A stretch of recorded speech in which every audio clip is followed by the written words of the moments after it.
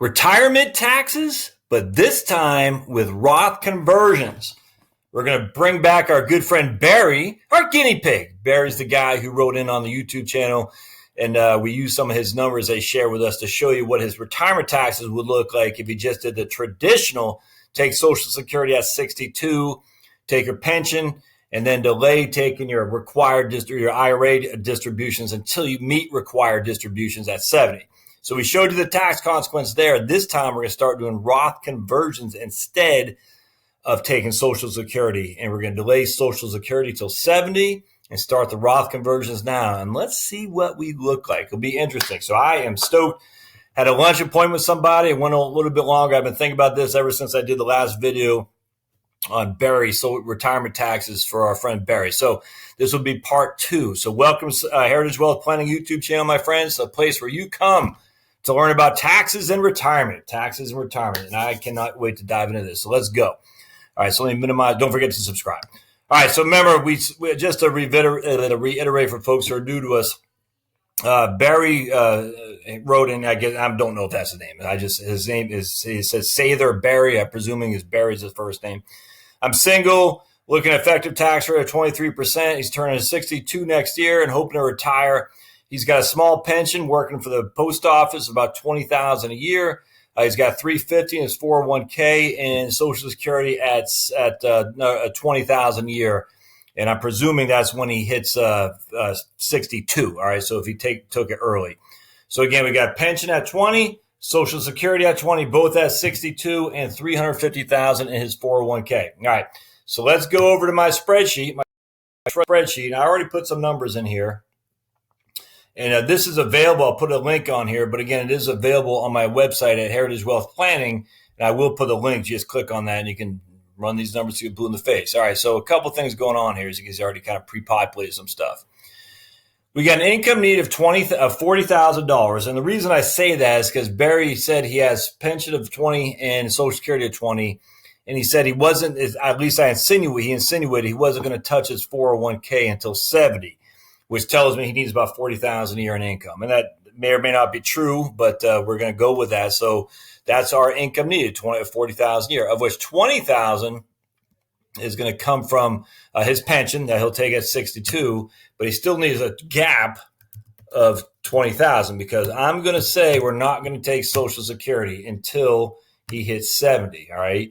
So that's what I'm going to say. So we have a gap of $20,000 that we got to make up from someplace, and we're going to make it up from his 401k. Now, the fact he's deferring taking Social Security from 62 until 70, he'll get $32,800 a year at 70. All right. So he'll get a pretty good amount of money of Social Security at 70. And then with a pension of $20,000 at 7. Again, we're not inflating any of this, and we're not inflating any of this. So we're going to have to deal with it as we see fit. We're not inflating any of this. So we could, I guess, but I'm not even sure what we inflate it to, because I don't know if there's a cost of living adjustment on his pension. I don't know. We don't know what the COLAs will be on Social Security. We can make a presumption, and I frankly don't know what his income needs are. So for you who are saying, all right, you didn't use inflation, well, we're not using inflation. We're just across the board. We're not using inflation. And so now we take these guys. And so once he hits, we add this plus this. And once he hits sort of 70, he'll have almost $53,000 of income coming directly from two guaranteed sources, his pension and his Social Security. Neither have inflated. I just cannot stress that enough. I got so many emails on that, or not emails, but comments. You didn't inflate it. Yeah, you're right. I'm not inflating. I'm just not. All right, so, but that will be more than enough in today's dollars of what his income needs are, just on Social Security and his pension alone. So let's just go up here real quick, and we're going to run some quick numbers. Let me get myself out of the way to give you a gauge of his taxes with Social Security at $32,800 and his pension at $20,000. So what we're going to do is total Social Security benefits $32,800, and his pension is $20,000. And what his taxes will be in this regard. So his provisional income is $36,400, which means of his $32,800 in Social Security, only $6,540 will be subject to taxation. So we take this $6,540, we add it to his $20,000 in pension, and his adjusted gross income is $26,540. We have a $12,000 standard deduction, which means he has $14,540 of taxable income. Now we go to this other calculator here. We put $14,500 of taxable income. Oops, a single over here, $14,500, and his tax will be all of you working there for me? $1,550. So $1,550 divided by 50 was the total income is $52,800. Oh my Lord, it's going to be night. Oops, what happened here? 1,550 divided by 52,800. He's going to have an effective tax rate of, man, this thing is just moving slow. Oh, I guess I got to do equals. All right, there we go. Effective tax rate of 2.9%. All right, so he's getting $53,000 and paying all the 3% taxes. Hard to beat that. All right, so that's great, Josh. That makes sense. So the difference between taxation between what he had before, when he had his RMDs in the first year, he had to pay $6,300 in taxes. And if you don't remember that, just go to the video. I'll put a link to it in the show notes. He had to pay $6,000 in taxes because $20,000 was coming from his IRA, or actually $22,000 was coming from his IRA for required minimum distributions, $20,000 coming from his pension, and $20,000 coming from Social Security. So we take those three numbers. We had $22,000 from his IRA, plus $20,000 from Social Security and $20,000 from his pension. He had $62,000 of income. Now he has $53,000 of income. And so 9 divided by 53. So he had 17% more income. So $62,000 is 17% more income than the $53,000 he has now. But he had to pay $6,278 in taxes. Now he's paying $1,500. Is that right? $1,500 in taxes, $1,550. It was $6,278 minus $1,550. He has to pay. He has to 4, 5, 7, 8, 1,550 divided by 4, 5, 7, 8. He's got to pay 340% more in taxes the other way than he would this way with deferring Social Security. He has 16% more income on the other way, but he has to pay 338% more in taxes. So I'd rather have, at the end of the day, he's going to pay a heck of a lot more taxes too as he gets older. This is just at 70 when his RMDs are rather minimal. Wait till those puppies get bigger and bigger and bigger. It's going to be bad. And so bad they'll pay more Medicare premiums too. And again, he'll pay a higher tax rate, higher income tax. And on top of that, he will pay tax on his qualified dividends and capital gains. In this case, he will not because he stays well in the 12% tax bracket. All right, so now we're talking a significant difference in taxation. So remember, before he had $62,000 of gross income, and he had $6,278 in taxes. And that's just feds too, by the way. So we take this guy, subtract this guy, and that means he netted $5,972. Here we have $52,800, and we take $1,550, and we do equals this guy minus that guy, and he's netting $51,250. So basically, for the privilege of paying 350% more in taxes just in the first year alone, never mind all the other ramifications that goes with it, he was able to bring home an extra $8,000. It's just not worth it. There's no getting around that. I mean, it's just not. Now, again, people can say, well, you're going to die at 68 and he'll never get Social Security. That's true, but he's dead. I hate to say it, but he won't know because he just died. Now, in fact, even with that, if he has kids, and he didn't say if he's married, I'm presuming he did. He said single. So let's just say he has kids, all right, or something like that. You can't leave Social Security to your kids. You only leave assets to your kids. So that's why this strategy I'm going to share with you would be even better, as a matter of fact. So, all right, because you can have all Social Security reserved all day long, but you're not leaving any of that to your children. All right, so let's talk about this. So now I said, okay, 62 years old. He's got $350,000 in his portfolio, and we're just going to put this at 2019 because he said next year is 62.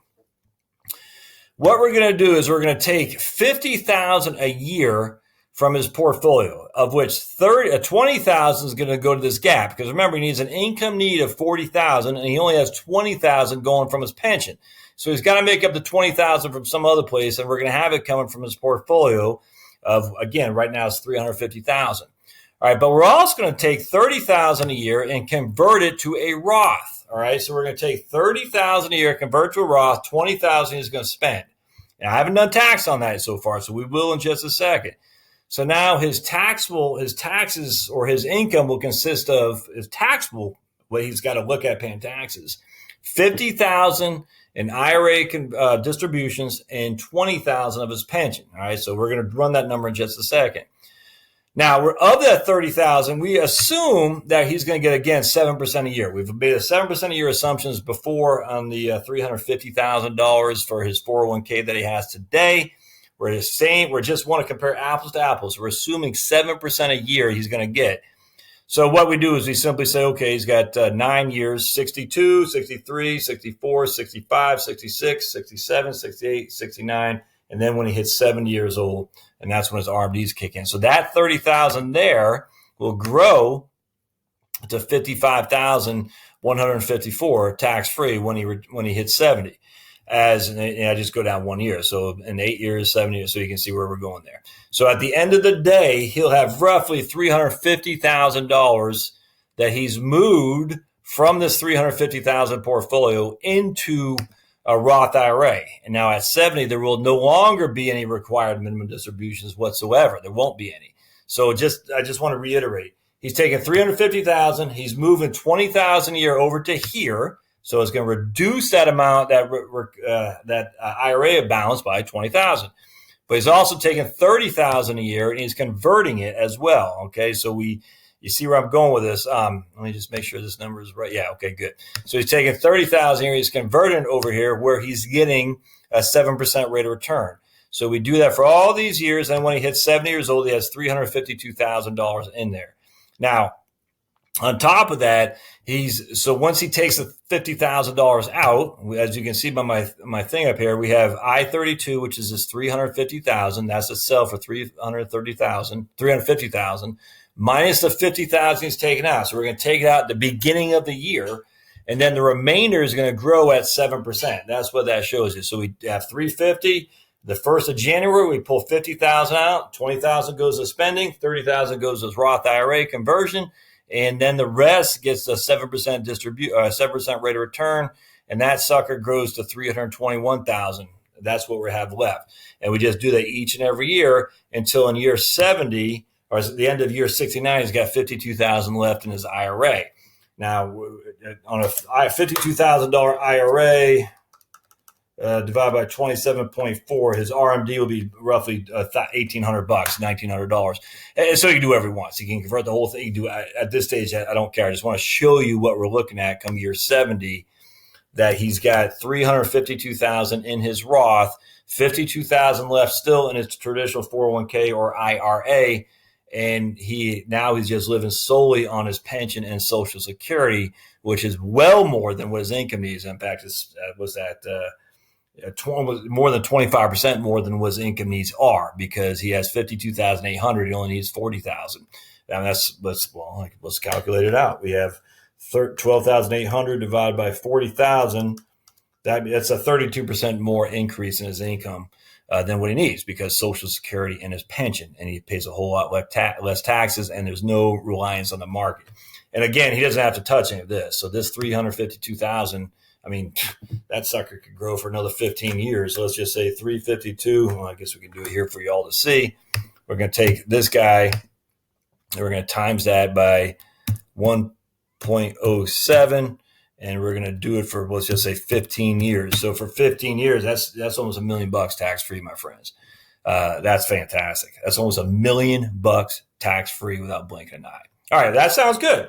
But you still got to pay tax on the front end. So let's see what we got here. So we don't have any Social Security benefits. So there's no provisional income to worry about. We have no provisional income, because provisional income just calculates how much of your Social Security benefit is subject to tax. So now we have all other income. We have $50,000 from his IRA distributions plus a $20,000 pension. So we got $70,000 of total income. And again, we don't need this right here. In fact, this won't calculate because I'm using the provisional income thing. So we know we have $70,000 of total income. I don't have a way.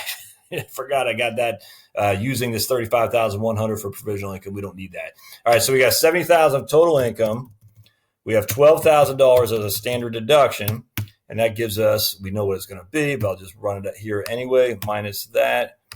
That gives us a $58,000 taxable income. So you go back to our tax cheat sheet here, $58,000 of taxable income, and we're going to pay $8,698 in taxes. That's what we're going to pay each and every year for the next until he's 7 years old.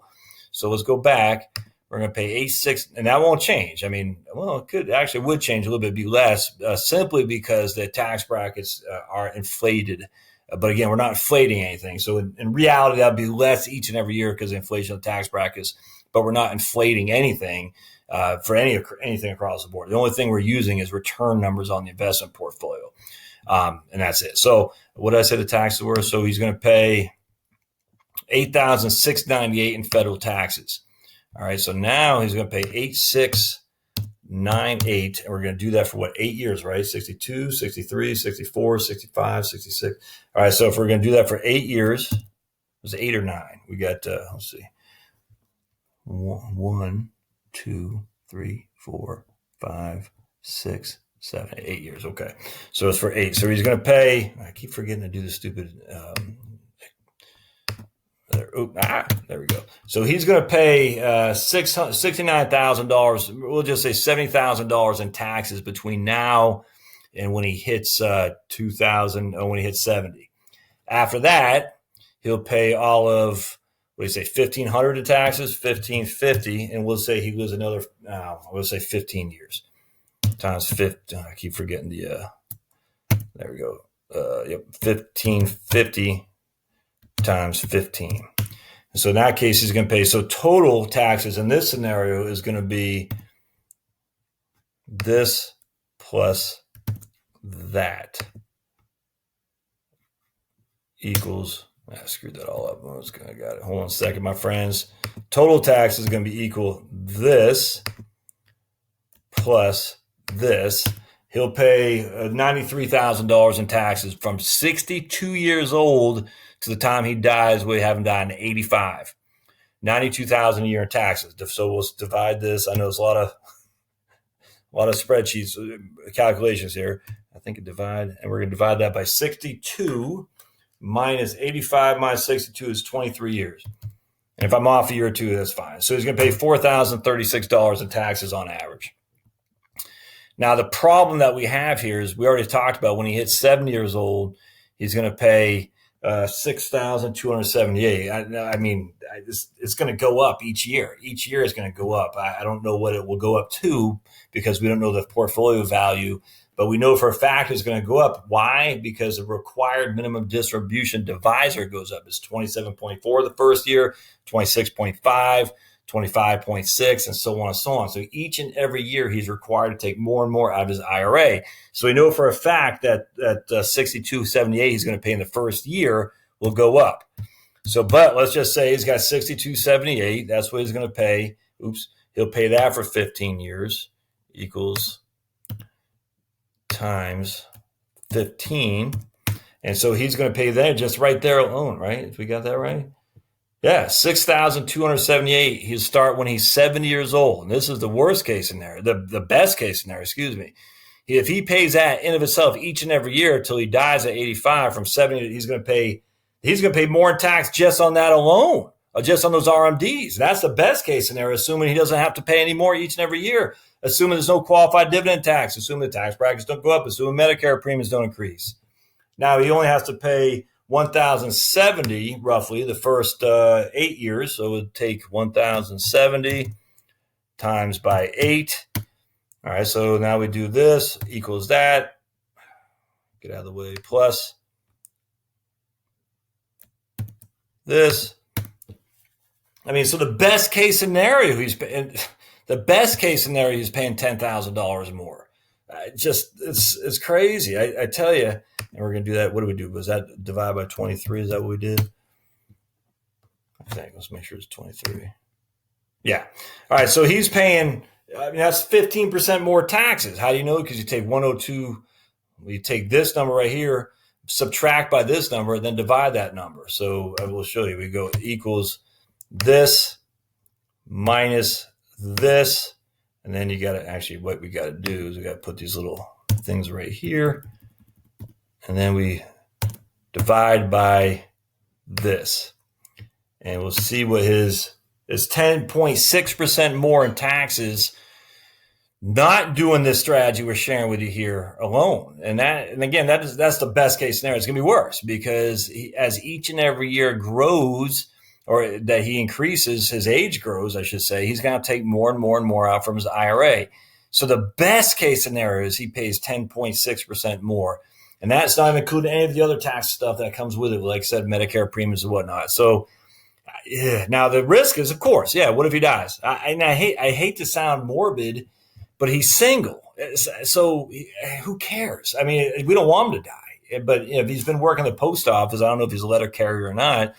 My inclination is probably in pretty good shape. I don't know. But, what if he dies? And that's always a what if. I mean, what if he dies tomorrow? Social Security robbed him? No, it's just, people get really wrapped up around the axle on that. And I wish they would not as much. Now, there might be a reason. What if you die and you're leaving a destitute wife or something like that? I get that. But in this case, if he dies before he had a chance to take his Social Security, it's just, that's just a risk. And I don't think it's that huge of a risk. A, because I don't think he's going to die.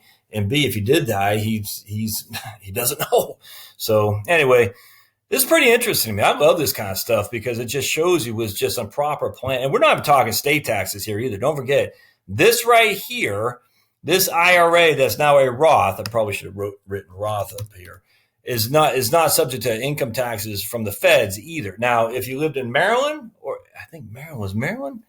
I can't remember Maryland, but Maryland and Rhode Island, they both tax IRAs where they don't tax 401ks. It depends on your income. No, it doesn't depend on your income in I can't remember. But both, Maryland and Rhode Island, to give an example. If you kept it in 401k, you don't pay tax. If you roll it to an IRA, you do. Now, Roth IRAs are tax-free. All right, so Roth IRAs are tax-free. I have this inclination, folks, if you live in Maryland, they're not tax-free in Maryland. I can't remember the letter that the Maryland.gov shows you, but I could have sworn it said Roth IRA. I have to revisit that, maybe do another video for you Marylanders. But anyway, if you live in a state that has an income tax, Massachusetts and Georgia, you won't pay any tax because we have a pretty significant exemption for taxpayers. But in California, all the other, if you live in Nebraska, Kansas, Wisconsin, those states hammer you tax-wise. So there's just a lot of Oregon, a lot of states that hammer you. If you live in one of those, we're talking about this won't be subject to taxation, but a 401k/IRA distribution will. And it just adds fuel to the fire. So the moral of the story, don't just sit there and take your Social Security early without thinking about the tax man and how the tax man is coming for you. Essentially what we're doing here is we're paying a little bit more taxes on the front end to get a heck of a lot less tax on the back end and a heck of a lot less money guaranteed too. Because don't forget, Social Security, it's not going away, at least for this guy. It's not going away. It's not going away, by the way. But it's not going away for this guy no matter what. They're not going to reduce the benefits. And he's not relying on the stock market. Think we're saying 7% a year is what we're hoping to get. Well, if the market falls 40%, then everything's blown up. And the fact he doesn't need his money because it's all in the Roth now, who cares? He's like, I don't need it. I got Social Security, my pension kicking in. And my presumption the post office has a COLA on their pension. I bet they probably do, which makes this number look better. Anyway, so I'll stop rapping there. I love the strategy. Barry, my man, this is something you need to be thinking about doing, man. And again, you can manipulate. You don't have to do 30,000. You do 15, do whatever you want to do. Essentially, by the time you're 70 years old, you've minimized your IRA. That's what we're shooting for. If we could get you to minimize your IRA to the point that essentially just a drop in the bucket from your RMDs, that's going to save you a lot of money. It's going to save you a lot of money in taxes. All right, my friends. Well, this is the place you come for tax planning. Hope this helps. Real world scenarios. Love comments. Comments always help for sure. So comment below. Thumbs up. Help me with the YouTube algorithm. And subscribe. Again, I'll put the link to the spreadsheets that we use here.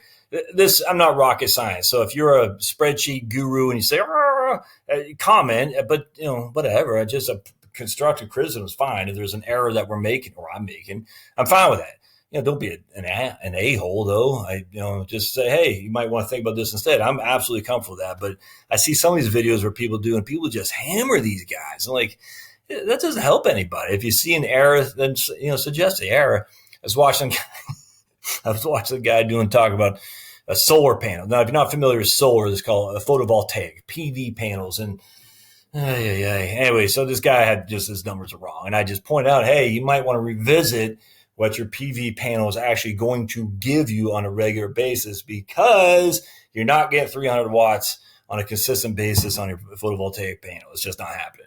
And he was appreciative. He goes, well, and we had a good dialogue about that actually. And he actually recommended me this book, which really helped me a lot in my own understanding of the basics and economics of energy and going into electricity, solar, thermal, PV, wind, which I can't stand. But I mean, still at the end of the day, it was a good dialogue that we had there. And he was able to take the criticism. He didn't blow me out of the water. I didn't blow him out of the water. So criticism is wonderful as long as it's done in a respectful, but a polite manner. I think that's important. So anyway, subscribe, I'll put the link in the show notes for my blog post that has all these spreadsheets, and share it if this is interesting to you. Share it with anyone you want, because the more people that get it, the more people YouTube wants to show it to. So I appreciate it. We'll see you next time. Thanks, guys.